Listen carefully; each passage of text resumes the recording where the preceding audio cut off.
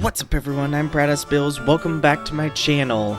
Today we're picking back up in Planescape Torment. We are here in the Civic Fest Hall, and let's get into it. Alright, I need to talk to her. Forgot about this music. It's a little weird, but oh well. It fits, I guess. Alright, my cat is in the way, so it's going to be a little hard for me to read, but I will do my best. The woman before you is incredibly attractive. Thank you, Shepherd. You're even more in my way now. Love you, baby. There's some intangible aura about her that makes... there we go. You want to speak to her. Oh my god. As you step up to her, she glances at you coyly, then she gives a knowing smile. Greetings. You want something, yes? She hisses the yes, trying it out slowly, sensually from between her teeth. I can help. Name your desire and I shall provide it. I love the fest hall. The woman ignores Mort, her eyes locked with yours. She smiles, awaiting your response. Ooh, okay, what do I say to her? Say that you want her to find that you don't want her after all. Okay. I want you. Want means of power, blah blah blah, I want knowledge. What do you... Ooh, let's say this. What do you have that I might want? All that you want... if I can talk. All that you might want, lies within my reach. What little I do not possess, I can obtain. Speak your desire. Here is something that I want. Okay.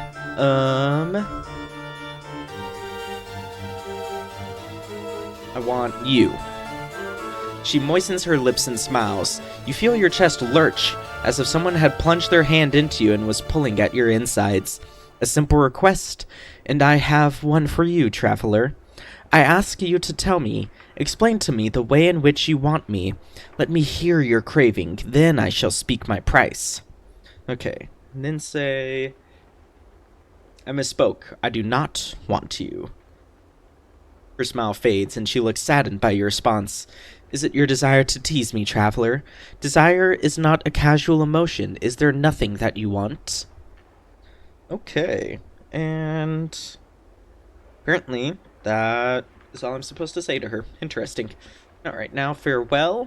Okay, so apparently now I'm following my guide here. Apparently I'm supposed to leave the Civic Fest Hall. So, yeah, let's go ahead and do that. I'm just following my guide. I have no clue where it is taking me, but I trust that it will lead me the right way. Okay, I'm here in the south of the district, and I need to talk to the thug boss. Okay. This young but well-muscled thug, while certainly well-armed and large enough to be dangerous, seems awfully clean for a typical street tough. He's carrying a massive axe in one hand and a steel box in the other. As you near him, he puffs up and scowls at you. What are you looking at, sod? Pike off, before I have to scrag you. Scrag? What of the 9 planes of Bator are you talking about, ye idiot? Scrag's nagged, nipped, yanked by the hardheads, you clueless, addle-covered burk. He glares daggers at Anna, but says nothing. Okay. Choose to fight rather than to flee. Okay. You do seem a little well-groomed for a thug. Stop shaking your bone box, leatherhead. This is my territory, and you'll be leaving it quick if you don't want my bloods to tear you apart. Anna snickers, shaking her head. Rattle, you sod. Rattling your bone box it is. I'd so like to see how long ye'd last. Dropped smack in the middle of the hive, acting as ye are. Anna turns to you. Come on, let's be off. No use wasting our time with this wee-stemmed basher would-be. His face flushes angrily as he gnashes his teeth in frustration. That's it. You've piking gassed for it. Get him, Bloods. He raises his axe and leaps to attack. Alright, we're fighting then. Damn. Alright, don't let me die, guys. For the love of God, people are watching. Jesus. I'm hurt. We need to say our kit now. That was almost bad.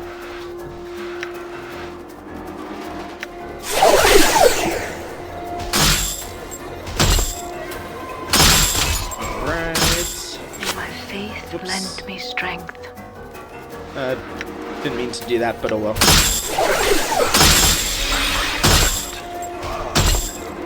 Damn it. Whew, alright. Got them all taken care of. Let's see what loot they got then. Ooh, bronze rings, some axes, and a steel box.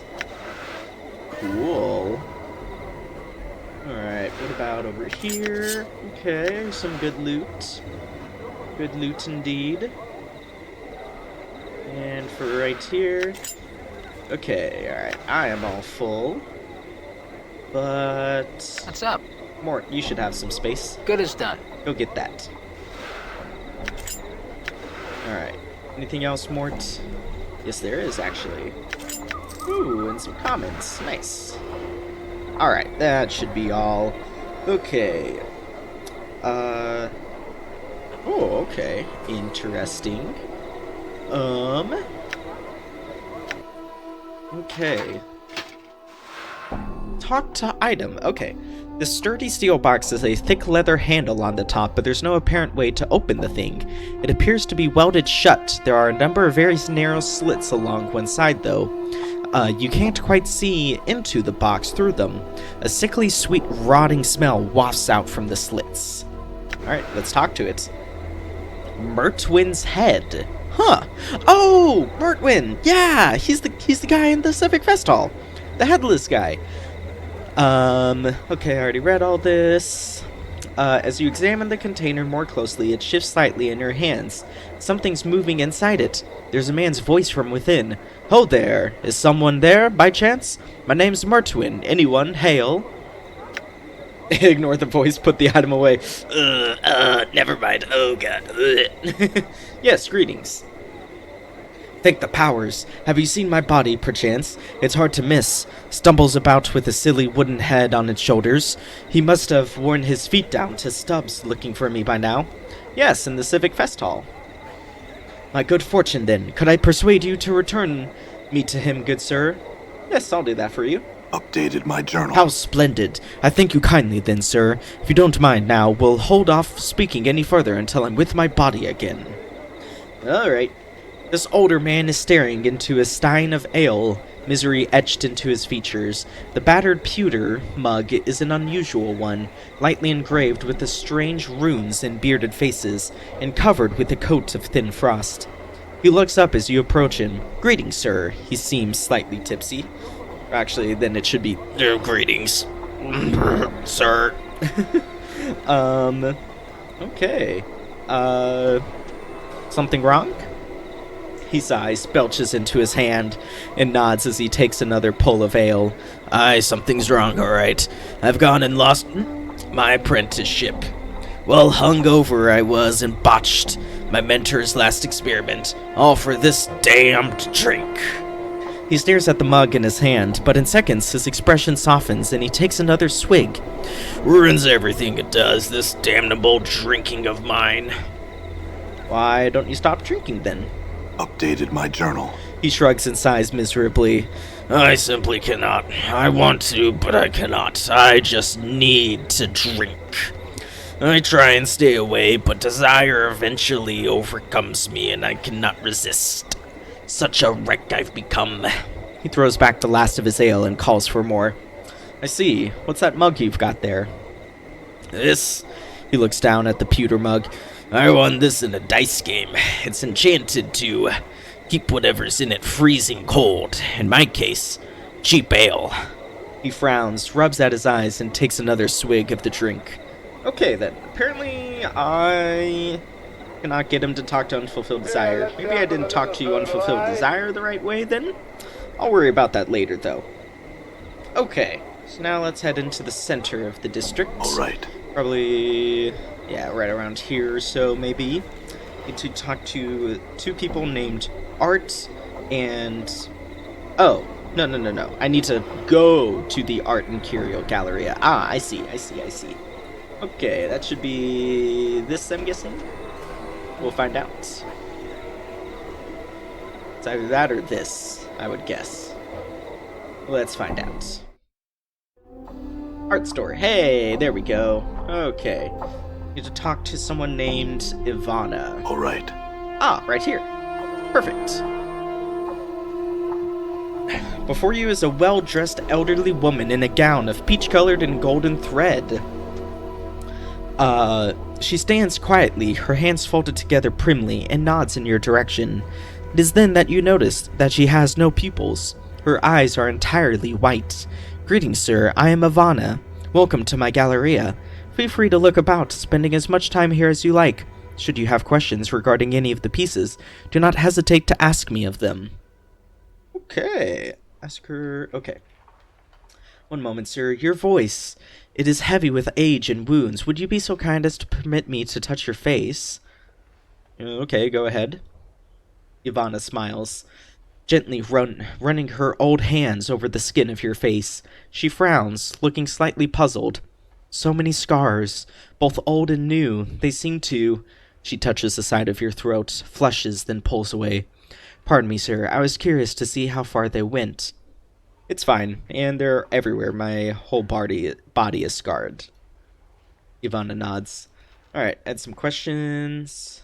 Okay, apparently I'm supposed to ask her about someone, but don't seem to be able to do that. Alright, cool. Can you see Ivana?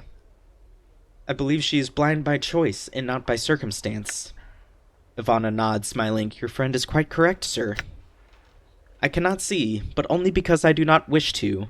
In time, I will allow my vision to return so that I can re-experience the contents of my Galleria with the benefit of new, fresh eyes.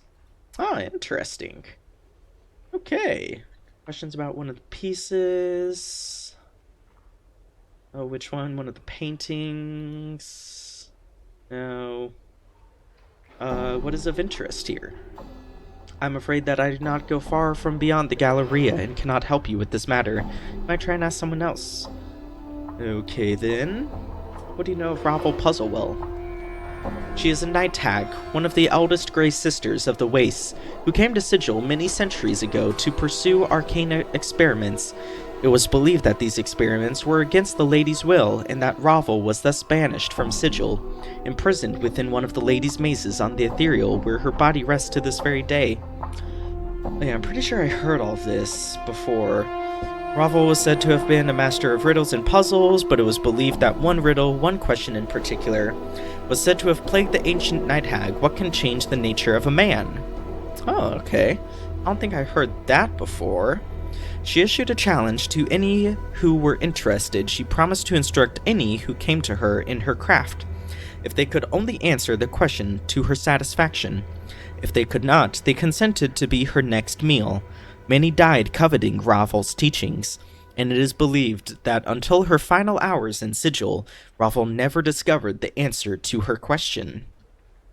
Ravel's crimes were believed to be some means of trying to shatter the cage, trying to crack open Sigil itself for some unknown reason, Ivana sighs. That is all I know of her. Okay, interesting. Alright, well that's all I can really say to her then. Let's check out some of this art. Painting. This painting shows what looks to be an infinitely long stream of bilious green gas, stretching off into darkness. The horizon of a blasted rocky plain can be seen in the lower right-hand corner of the painting.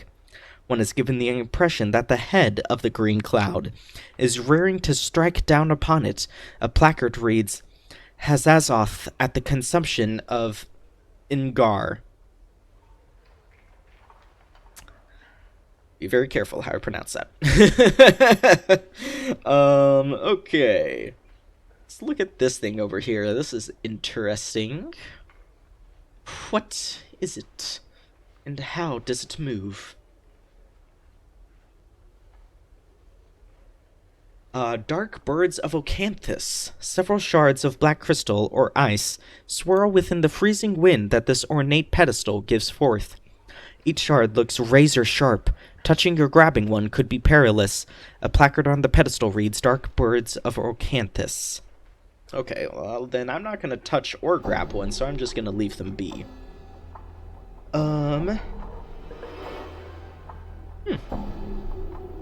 Right. We need to set up Kip now. Okay. Also, there's a couple other things it says I can look at. I must rest. Okay, what is this? This looks like the Matrix. Stained glass. Alright. Okay, let's read it. The hundreds of chips of translucent green glass which make up the stained glass window don't appear to be held together by anything, but rather remain free-floating and mysteriously suspended within the iron frame's boundaries. The shards ripple and move in slow waves, causing bizarre patterns to fluctuate across the window surface as various portions of it refract the Galleria's light in different directions. Small placard below the window reads Arcadian stained glass window. Alright, let's touch the glass. You reach out to touch the undulating glass shards, but you find you cannot do so. Your hand stops just short of the surface of the glass. Well, I'm not going to punch it. That sounds like a bad thing to do. Alright, let's check out the statue. The statue looks like it is about to make some angry proclamation. The sculptor has captured the essence of fury magnificently. The chiseled tension lines around the neck and forehead alone must have taken many long months to get correct. Fine cracks run over the entire statue, and there is a plaque attached to its base. Read the plaque. The plaque reads, "This statue is believed to be the final fate of the Etherserian sorcerer, Gangroigidon. Sure. Attacked by a conclave of rival sorcerers at the height of his dream madness, he was imprisoned with a spell that turned his flesh into stone. Gangroigidon is said to have been frozen with a final awful curse still upon his lips, a curse so terrible that it was never meant to be spoken by the lips of a living man." Okay. Let's examine the statue then. Examine the cracks.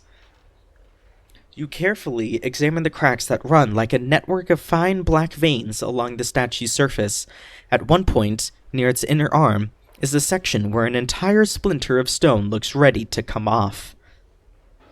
Should we break the piece off? Sure. Reach for the section of the forearm where the cracks have formed, grip it firmly and yank to no avail. You'll need a hammer to break the stone, and a small one. The limited space between the statue's arm and body means a large one. One suitable for combat, for instance, won't work. Oh, okay, never mind. Alright, never mind. Can't do that.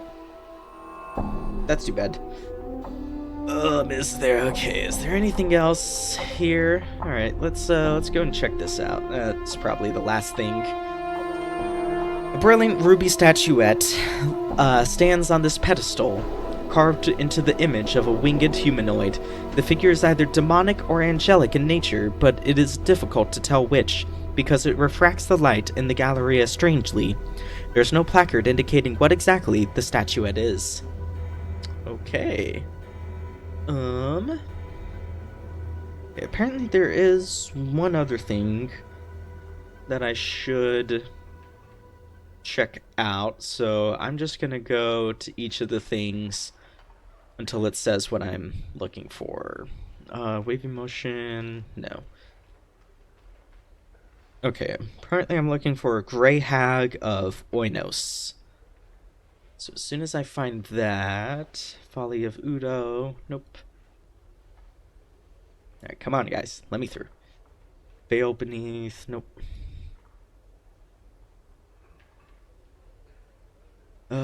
Grey Hag of Oinos, there we go. There's a portrait of a grotesque hooked-nosed old crone. The hag's flesh is a sickly blue-gray color. Her eyes glow red like the embers of a dying fire. Her chin, long and sharp, juts forward in an extreme underbite. 2 yellowed canines protrude upwards from her lower jaw like small tusks. The smile upon her withered purplish lips speaks of a horrible secret. As you begin to turn away from the painting, something in it draws your attention. A strange, tingling sensation arises in the back of your mind, a memory beginning to surface. Try and recall the memory. Hey, 300 XP, that's basically nothing at this point. You recall standing, confused, in a maze of briars. The hideous crone from the painting is before you, cackling wildly. You grit your teeth in frustration, wondering why she's laughing at you. My poor, dear, lovely man-thing, she croons. Why, that was your first wish. She points a single, bony, clawed finger at your forehead. Your temples begin to throb painfully, and you can remember nothing more. Interesting. Wait, didn't we hear a story that's similar to this? Like, story of a guy who, he comes up to someone and says, like, oh, I'd like to remember who I am, and, or it says, like, alright, what's your third wish? And it's like, third wish? He's all, I wish to remember who I am, or something like that. And he's like, oh, that's funny, that was your first wish. And your second wish was to forget. Or something. I'm butchering the story, but it's something like that. So is that story based on me? Then? Did I at one point meet an old woman that could recall my memory and I chose to forget it? Interesting. Okay. Huh. Very, very interesting. Okay. Okay. Alright. That was very, very interesting. Okay, let's head back to the Civic Fest Hall now. Yeah, I'll have to see if, I can get these other things that, to work. Alright, Mertwin, we got your head. This must be Mertwin's body. Mertwin's voice suddenly echoes from within the steel box. Oh, there it is! That's my body! Say there, old chum, over here! The body shuffles toward you, reaching out towards the steel box containing Mertwin's head. Allow Mertwin's body to take his head. Updated my journal. Hey! Nice! 8,000 XP! Ah, much better. I thank you, good sir. I imagine my body here was getting a bit restless without me. The body hugs the steel box tightly. Yes, I missed you too. The body tucks the case under its arm and bows to you. And as for you, good sir, you certainly deserve some sort of reward for your trouble. Let's see what I've got now. The body fumbles about in its pockets and finding nothing there in its tunic. Finally, it presents you with several handfuls of copper coins. Ooh, nice, 200. Okay, do I need to ask him anything? Okay. My thanks, farewell, Mertwin. Nice, alright. You know, it wouldn't kill you to say a few words to me, Fiendling. Interesting. Or hug me. He's still Mertwin the Headless, Kiss though. me. Very, very interesting. Okay, alright, now I need... Ah, damn it. Okay, hold up. Alright, let me go back to Unfulfilled Desire, see if I can get that to work. Okay, let's try this then. So I asked her, I want my memories returned, all of them. She smiles. Much may be forgotten in a lifetime, and much more in several lifetimes. I can help you, she studies your face closely. Explain to me the ways in which you want these memories. Speak to me your craving, and I shall speak to you of the price. What proof do you have that you could return them to me? She doesn't seem to move, but suddenly her hand is touching your forehead. A finger dragging along your temple. Only this. You feel as if the fog in your head has been peeled away, briefly. Enough to catch a glimpse of remembrance, but before you can focus on the memory, the fog rolls back in. Only this. Only tell me why you desire it. Speak to me your craving, and I shall speak to you of price. Okay. Describe the way in which you want your memories back. As you speak, her smile fades, and she leans forward attentively, her eyes ravaging your features as you speak. Her presence compels you to speak more than you normally would, and after a few moments, her eyes flutter closed as she gives a sharp intake of breath. Suddenly the desire for your memories begins to wane. Your want slowly drains out of you, leaving only a cold emptiness in its wake. She opens her eyes again as you stop speaking. What is wrong, traveler? Do you no longer want your memories returned to you? No, I mean, yes, what have you done to me? She seems perplexed. Whatever do you mean? Despite your innocent demeanor, you're certain something unnatural has occurred. She has somehow siphoned off some part of your desire, stolen it away for some ghastly collection of wants, or perhaps to feed upon. Had you finished speaking of your desire, you're certain it would have been lost forever to you. Come now, is there something else you want then? Tell me of it. I'd best not. Farewell, unfulfilled desire. Oh, that's what I was supposed to do. Okay, interesting. Okay, so now that I've done that, let me go back to We need to say the drunken mage and see if I can get to him now. Okay, there we go. There's someone you should speak to, unfulfilled desire. You can find her in the Civic Fest Hall. Talk to her of your love for drink. You'll soon find you won't want it any longer. Updated my journal. Hey, 10,000 XP. Nice. His eyes brighten. Truly, I shall go. Oh yeah, that's right. What was his voice that I gave to him? Truly, I shall go. Speak to her now, then. I thank you, sir. He pauses, looking down at his empty mug. Here, I would if you take this. I need it no longer. He hands you the rune-covered ale stein. Thanks, farewell. Hey, there we go. Okay. Now that I have the mug, I need to head back into the Galleria. We need to say upkeep now. Because I need to use the mug to get one of the pieces of the Dark Birds of Ocanthus statue thing. And yeah. Okay. All right. Head over here. That was this one, I believe. Catch one in your frost ale mug. Yep, there we go. You dip the mug into the icy wind, rising from the pedestal, catching a small shard with a slight clang.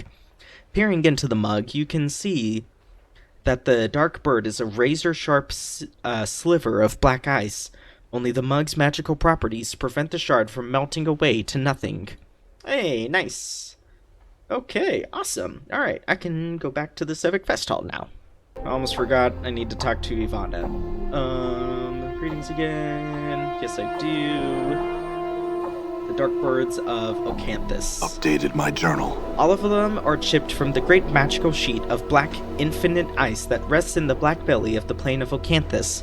Ivana pauses, tapping her chin. It is said that the sheet of ice is the final destination of the river Styx, and that the recollections of all that have plunged into the Styx's memory-destroying waters shall lie frozen within the ice. If the waters of the Styx destroy one's memories, would this ice from Ocanthus do the same? I could only assume so, yes. Alright, that's all I wish to know. Okay, now I can head back to the Civic Festival. Alright, let's do that.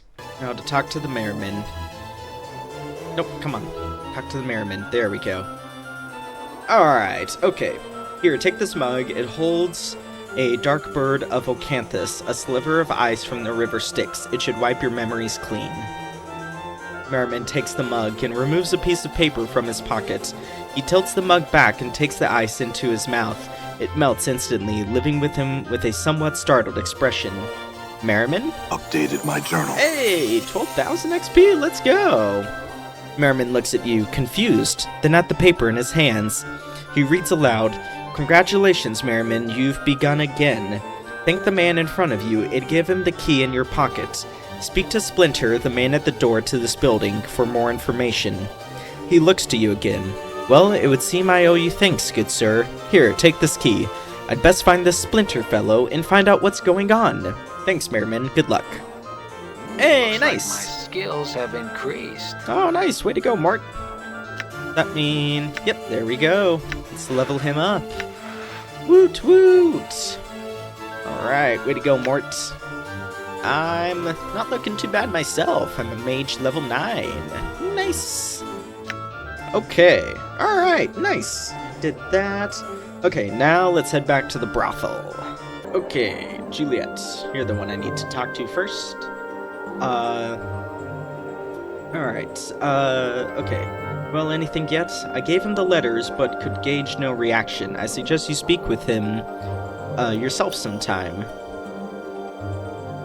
Updated my journal. Hey, there we go, 10,000 XP. Juliet grits her teeth in frustration. Ooh, how enormously frustrating. I shall have to try something else then. Why don't you just talk to him about it? You ought to try discussing the relationship openly before concocting any more of your schemes. Juliet nods. 'Tis true enough, yes, I thank thee. My pleasure, farewell. Whew, alright. Did that, now to find Delora. I believe I saw right out here. There's Vivian, Echo, Brothel, Delora, there we go. Alright, Delora, wait right there. I gotta find you. Now, apparently, Yves is one of the people in here, so I need to talk to her so I can talk to Ivana about some other things. But that's later. Delora's eyes flash as he sees you. Did you find him? Has he agreed to return the keys to my heart? Yes, I have the keys to your heart. Here they are. Updated my journal. Woo! 30,000. Let's go. At last, she takes the keys from your grasp. Her hand brushes against yours. Her skin is dry, but icy to the touch, like cold metal. These will be of great use to me, I thank you. Glad to help. Farewell, Delora. Ooh, actually, wait, hold on. Of course, Delora, I had some questions. What can you tell me about the silent prostitute? Updated my journal. Yes, her name is Echo. Her voice, and in fact her every means of communication, was stolen and destroyed. Echo's words once wooed away the paramour of the godling Paramasha. Paramasha is in a jealous rage, tore away Echo's voice, sealed it within a crystal vial, and hurled it into a Megagalamdragasma. Yeah. Echo's voice is forever lost to her. Only another new voice could return to her the ability to communicate once more. I know this because I spoke to Paramasha's paramour myself once. Okay, interesting. Alright, yeah, that should do it. Thanks, that's all I wish to know. Okay, now to find Yves. Where is she?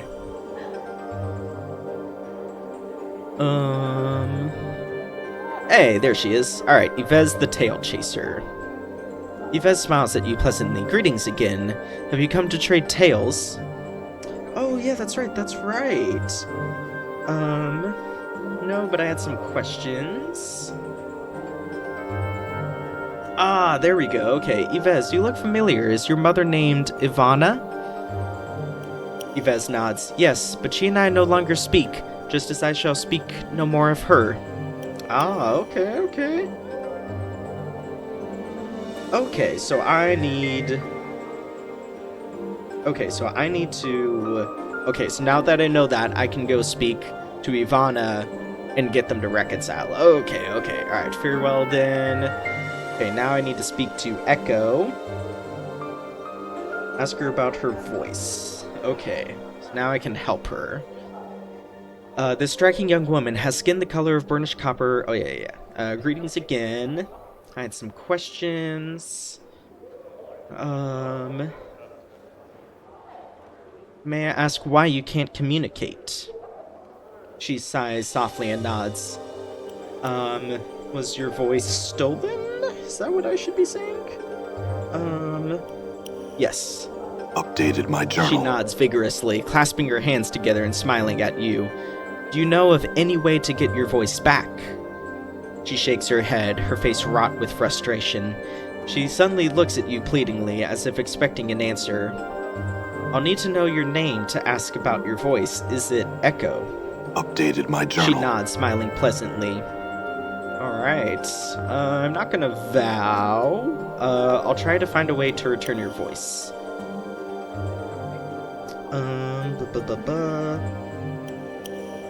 Yeah.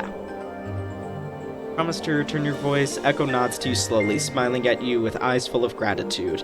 I'll look for something that would give you a voice then. Farewell, Echo. Updated my journal. Sweet! Okay. Alright, so now let's return to Ivana, so we can get her and Yves situated. Okay, here we go, Ivana. No, but I do have some other questions.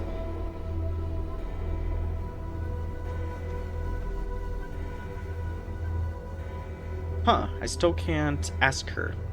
Interesting. Okay, apparently I can't, so never mind then. Alright, that sucks. Curiosity Shop Southeast, which I believe is this, probably? Let's try it out and see. If not, it's probably this. So we'll find out. Let's find out and see, shall we? Okay. Okay. Ooh, man. Yeah, this is a very interesting looking district. Definitely the most unique so far. Ah, yes, the Curiosity Shop. Okay, Vrishchika. Or Standish. Who do I talk to?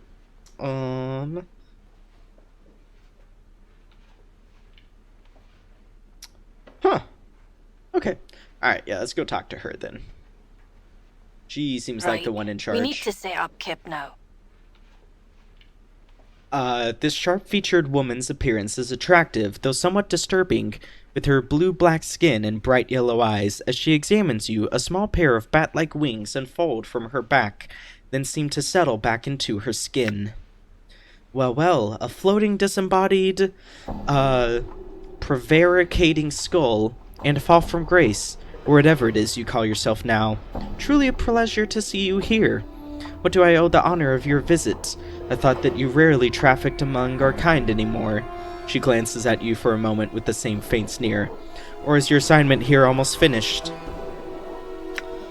I do not know what assignment you are referring to, Vrishchika, however you pronounce that. Though your presence here brings with it many questions. Last I had heard, you were a standard bearer for the company of the Vulture. How did you come to Sigil? She replies curtly, firing her question back like an arrow. By choice. And you? Where will your orders take you next? She suddenly turns to you. You see, little man, Vrishchika smiles as if savoring the words. The best temptress is one that can make you buy into the illusion of being both promiscuous yet virtuous at the same time.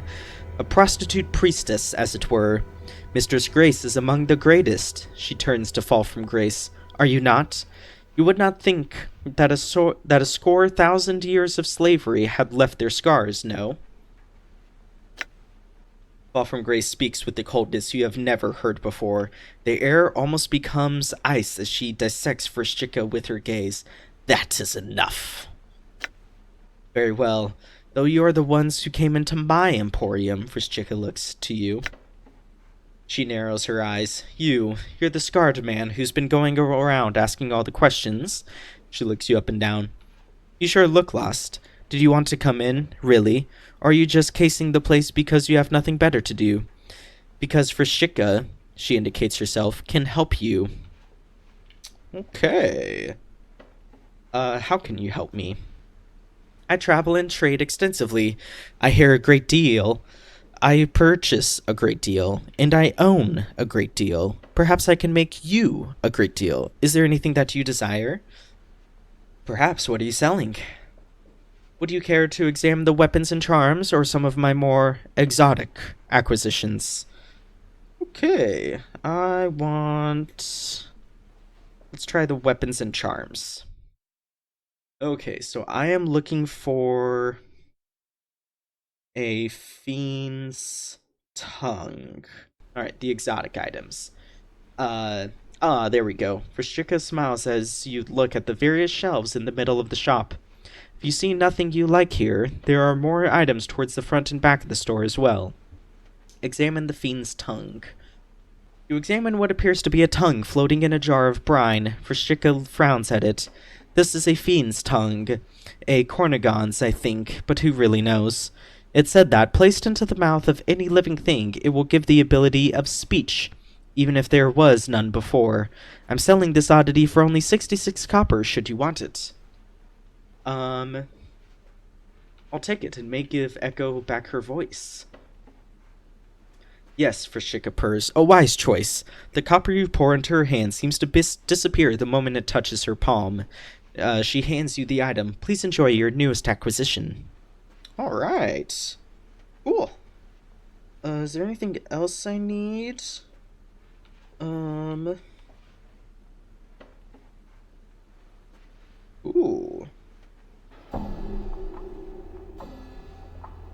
Okay, apparently the monster jug is a good one to get as well. Examine the monster jug. You examine a plain-looking jug. Despite its common appearance, you feel reluctant to touch the thing, as if it might bite you.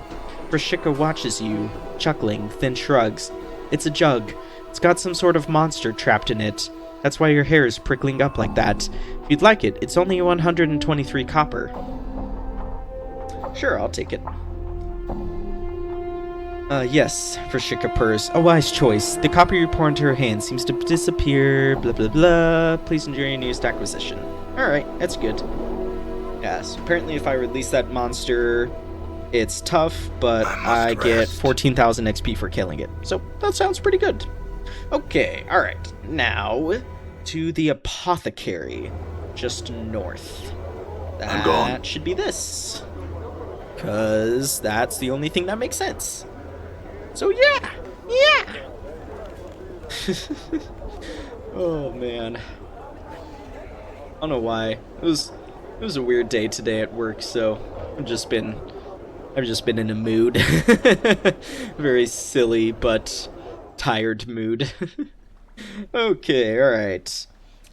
Speak to Pestle Kiln. Who is this one? Alright. Alright, Pestle Kiln. If that is your real name. You see a wall-eyed fellow whose skin seems to writhe and ripple across his entire body. He is smacking his chapped lips with a blotched tongue. As you watch, his right eye moves independently of the left, focusing on you. A second later, the left one flicks to look your way, then reverts to its original position. The right eye blinks. A strange gurgling comes from his throat. Greetings. The man gives a lopsided grin and points at himself with his right thumb. Pestle, I'm called the alchemist. He points at himself again, this time with his left index finger. The name's Kiln. Hurt. Need ye something? Are you alright? I am. Or whatever that noise is supposed to be. His throat convulses for a moment, then relaxes. A large green glowing pustule suddenly bursts from the side of his neck. Something ye needed then, sir. Gawk. His throat clenches again, and a wave of quivering flesh swallows the blistering green pustule back beneath the skin of his throat. He coughs violently for a moment, then seems to relax. Phew. May I ask what happened to you? The left eye rolls upward in exasperation. The right eye looks askance. Too much to drink. Too much of what, though? Potions I drink. Too many potions. Fakach! His mouth slides down beneath his chin. His left nostril forms another one. The most I ever drink, that's for certain. Of polymorphin they were, and brewed in limbo. Anything I could do to help? A man's eyes turn inwards to look at each other. Then back to you. Dunno. Fung. He shudders. The mouth below his chin moves up to envelop the one his nostril formed. This sort of thing happens quite often. We can't seem to help but sample the stock. If you find a way to help, the two of us would be grateful, sir. Oh man, those noises are fun to try and recreate. Alright, I had another question. Half of his mouth curls downward into a frown. He shakes his head. Work in the stockroom all day, I do. Gah! He shudders violently. Suddenly, a third eye pops open over the bridge of his nose. The left one shifts sideways as the new one takes its place. I speak only to Fanach stores, sir. That said, the skin of his face seems to eat the new eye, and the left one returns to its old location. Farewell, then.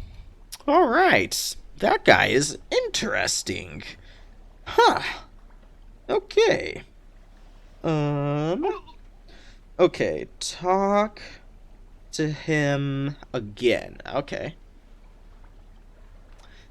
You see Pestle Kiln. He, or they, is as eerie to look upon as ever, as his flesh constantly changes and crawls across his face and body. I welcome ye, snurf, back, sir. Okay, offer him the elixir of horrific separation? Did I even get that? Was that something I was supposed to get at the foundry? I had some questions.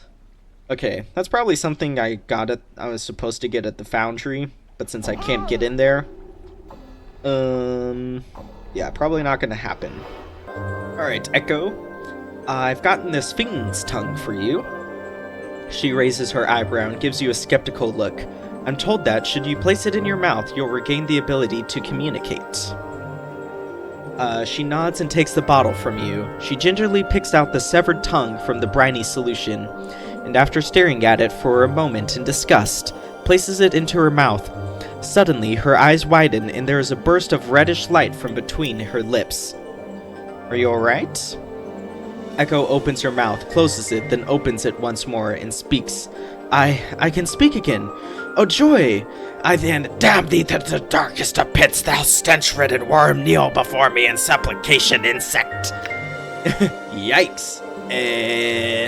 Echo yelps and covers her mouth with both hands. Her eyes are wide with panic.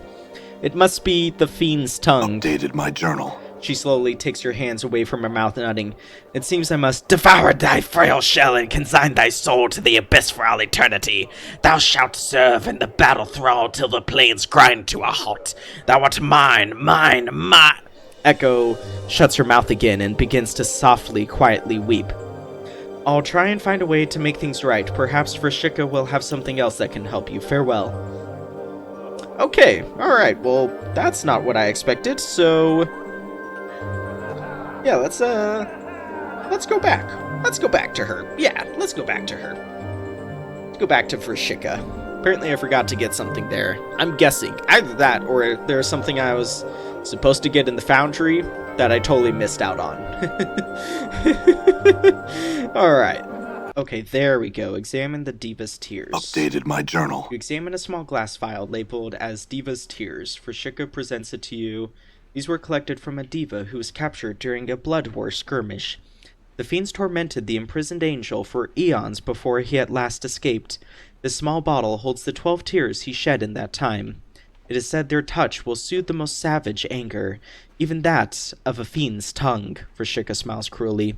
Their price is but 999 copper commons. These must stop the fiend's tongue cursings. I'll take them.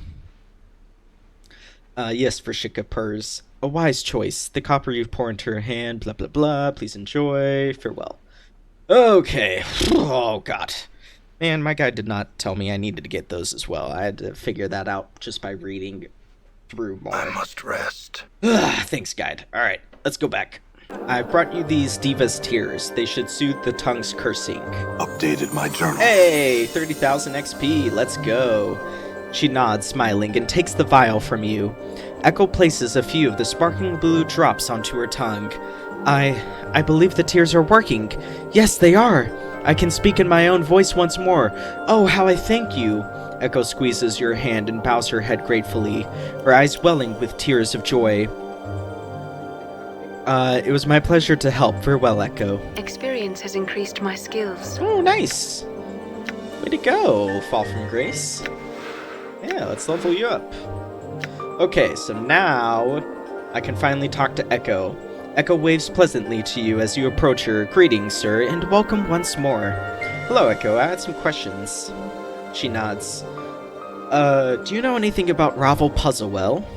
She nods and lowers her voice. In fact, I do. Not only does she exist, she has children. She what? Updated my journal. One of them is here at times, Kasai Ceris. She is a child of Ravel's, though she is loath to accept the fact. Who could blame her? She pauses for a moment, thinking. I've never gotten her to admit it, though I'm sure 'tis true. Interesting. I had another question. What are you doing here? I am a student here, as are all the prostitutes. We seek to better learn the art of language in order to stimulate the minds, to heighten our awareness of ourselves and others, and to create new ways of experiencing another person. She pauses, lost in thought. Well, I've been without the ability to speak for so long. Most patrons came to me seeking someone to listen, someone attentive and capable of understanding them that they could speak to, free of interruption and the like. Now that I can speak once more, I wonder if the time has come for me to move on, leave the brothel, and become a sensate. Huh. Alright, I wish you the best in whatever path you choose, Echo. Farewell. Cool. Okay, now I need to talk to Kasai Saris, then. Way to go, Echo. I'm glad you can speak again. Good for you. Good for you, girl. Kasai Saris. Where is she? It's Nenny. Yves. Where is Kasai? Brothel. Kimaxi. Delora again. Right. We need to set up Kip now. Alright, no one in here. Oh, brothel patron. I must rest. Ooh, is Kasai? That's Vivian. Is Kasai the Medusa-like one? No, that's Marissa. Okay, where the hell is... There she is, Kasai Saris. There we are. Or Kasai Saris, however you pronounce it. I don't know. Kasai, are you Ravel's daughter? Kasai suddenly bares her teeth, her eyes narrowing to slits of blazing crimson. What? Where do you hear such a thing? Probably shouldn't tell her. Just a rumor, that's all. Updated my journal. Ridiculous. I think I'd know if that wicked hag was my own mother. Now stop bothering me about it. Okay, apparently I did it out of order. Apparently I'm supposed to talk to Delora first. So let's go find her again. One eternity later. Oh my god, of course. Jesus Christ. You were so hard to find. Alright, I had some questions. I heard that Kasai Saris is Ravel's daughter, is that true? Updated my journal. I too have heard such a rumor, but I do not know. Perhaps another of the women here can give you the answer, if not Kasai herself. Ask Juliet. She and Kasai were once good friends before Juliet met Montague. Alright, thank you. Okay, over to Juliet's room. Jesus Christ. God damn, you were so hard to find, Delora. Good God. We need to set up Kip That was so frustrating. Oh my god. I must rest. Okay, alright, Juliet. Juliet. Oh my god. Yes I have. Heard that Kasai is Ravel's daughter. Updated my journal. Ravel, I thought I might have heard that name before. I know not the truth of it, but I have heard such a rumor. Thou may wish to ask Kimaxi Addertongue that very same question. They are half-sisters, thou see. I see. Okay. Alright, so to Kimaxi. Kim, as I remember liking to call her. Okay. Alright, to her. That should be the last one that I need to talk to. Because, at least according to my guide, even after confirming it, she's still gonna deny it. I had some questions. I heard you're Kasai Saris' half-sister, is that true? Yes, I'm related to that chubby, mewling, hook-nosed daydreamer. Same father, different mothers, so... I was hoping you could help me find out if Kasai is really Ravel's daughter. Updated my journal. Kimaxi frowns at you. Normally I'd loathe to help you like this, but I have a feeling get upset that flirting, preening Doxy good and well. Tell her to ask our father. He's a powerful Cambion, so she ought to be able to call to him right then and there. That'll get to your answer. Cambion? Yes, Cambion, Kimaxi rolls her eyes. Didn't hear me the first time, ears all stooped up with the last of your brains running out of them. I'm asking what one is. My, you're clueless. She shakes her head, sadly, tutting all the while. A half-fiend Burke, sort of like you, but you're half-dung, I think. You smell it at any rate. Better than half of you, Kid Maxie. You wish you were half Kid Maxie, sod. Even if you ended up with a goat's bum on your shoulders, it'd be better than that scarred up face of yours. Alright, farewell. Alright, interesting. Alright, let's try talking to Kasai again anyway. Greetings, I had some questions. So I talked to Kamaxi. She told me she's your half-sister and that Ravel's your mother. Kasai snarls, her eyes blazing with malice. That, hells, I loathe that woman. Why would you even believe that sort of tripe? She says that you deny it and in fact may not know it, but that it's true. She said you could ask your father, that he would tell you. Updated my journal. Okay, I did have to talk to her. Kasai stares at you silently for a time. Give me a moment. She turns from you and begins to mutter softly. The air seems to shimmer around her slightly, and fills with a coppery smell like warm blood. Ooh, should I wait patiently, or strain to overhear? Ooh, let's eavesdrop. You lean towards Kasai, attempting to hear what she's muttering. Hog Hazanel, banished Prince of Ithag, Marquis of the Bloody Shadow, my father, hear me. I call upon you. Keep listening. Yes, beloved father, it is I, Kasai Saris. I would bid you answer me one question, a question I've asked you time and again. Keep listening? Yes, beloved father, I cannot bear to have another ask me and not know myself. You must tell me. I have asked for nothing save this. Tell me, I beg you. Yes, beloved father, I understand. Thank you, farewell. Lean back, pretend you heard nothing. Kasai remains turned away from you for a moment before finally coming to face you. I did not want to believe that wicked hag may have been my mother. I have lived long. I do not appear to age and have disturbing dreams sometimes, she shudders. But still, I do not wish to be the inheritor of the evil she caused, nor draw the lady's gaze as my mother did. Such evil things she did. Tell me what you know of her, will you?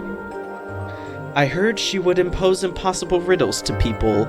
Riddles she could answer, but no one else could. She would devour the person if they answered incorrectly, or leave them dangling in her horrifying gardens as examples to all.